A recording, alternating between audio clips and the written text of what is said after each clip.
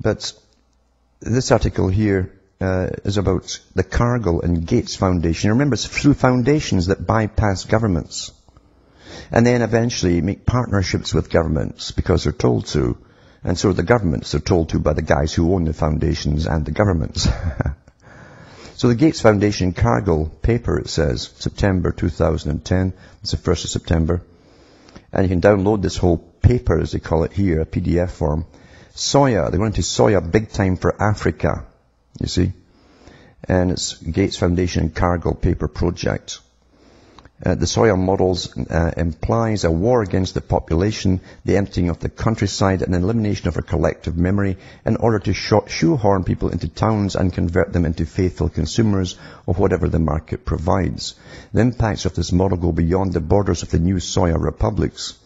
The dehumanization of agriculture and the depopulation of rural areas for the benefit of the corporations is increasing in the north and in the south. And that was Javiera Rulli in United Soya Republics, the truth and about soya production in Latin America. But they're going into Africa big time now. And I'll touch on soya and what it does to you, because it bioengineers you into picking flowers if you're a guy. Back with more after these messages.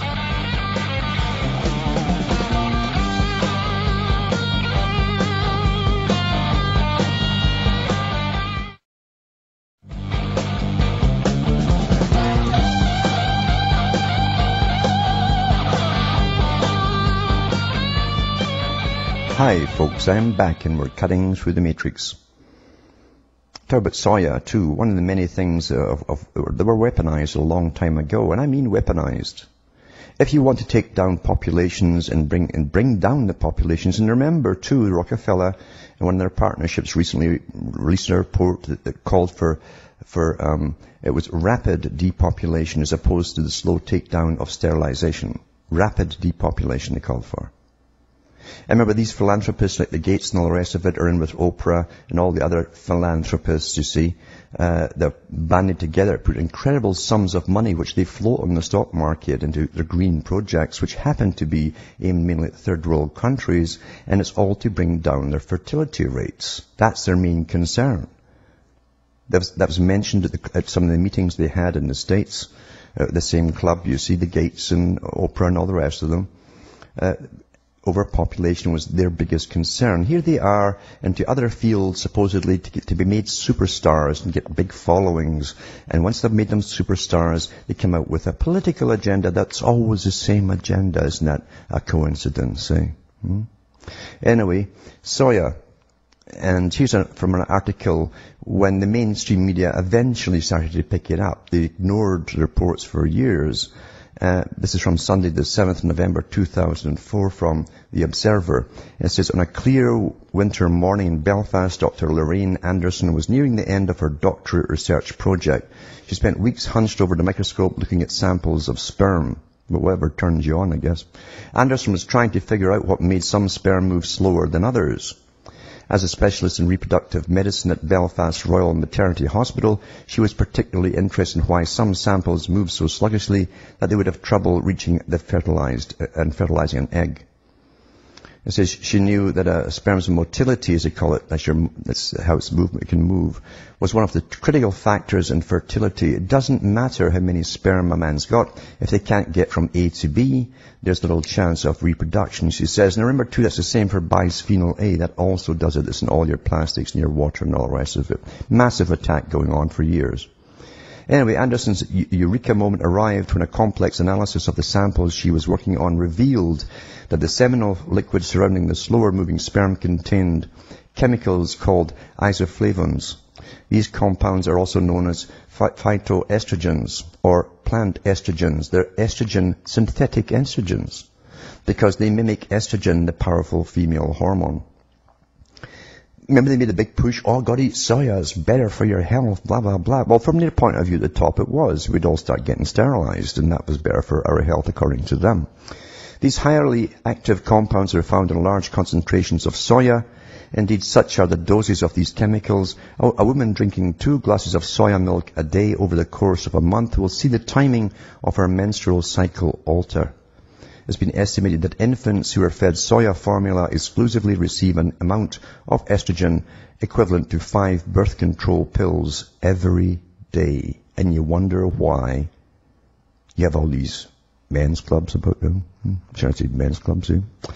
And lots of ones who don't really know. This is war. This is all the effects of war. You're seeing the fallout of a planned long-term war. It says, for a growing number of scientists, the question is this: if such a strong biologically active compound is found in soya, what is its effect on humans regularly eating or drinking products made from the bean? Well, you ask the guys who designed it, because it was designed to do exactly what it's done, you see. Now, the thing is, too, the food industry has packed everything with soya as a kind of filler, a bulk thing. And it says it's wasting no time in extolling soya's alleged health benefits. Oh, it's healthy for you according to the food industry. Claiming it can lower cholesterol, help with menopause system, ward off osteoporosis, and even reduce the risk of some cancers. Utter rubbish. Unfounded rubbish. However, aside from research linking soya to reduce male fertility, studies now link the phytoestrogens found in the plant to an increased risk of other types of cancer. It's also been claimed that it damages brain function in men. Isn't that awfully handy? The brain function in men is who's the big target when it comes to fighting back against something? Men. I've told you this for years. And it says it's also causing hidden developmental abnormalities in infants. Some even attribute early onset of puberty in Western women to the spread of soya in diets. So the research shows that more soya a man eats, she believes the more difficulty he will have in fertilizing an egg. The fastest growing industry in the West, and has been for years, are fertility clinics. They can't conceive because the men's sperm has been under warfare, and that's it. But it's not just that. They had different tracks for different folks, you might say. Because in Africa, apart from the AIDS and all the rest of it that suddenly broke out after the UN inoculations were across there, you find that you have different things that try in Africa, different plants, for instance. Cottonseed is one of them.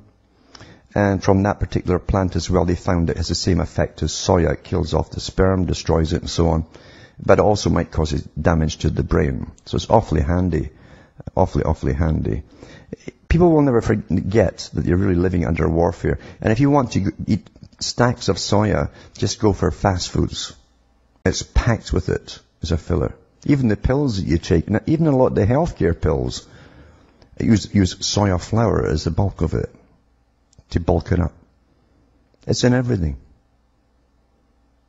But folk love their fast food. It's like everything else. It's so convenient.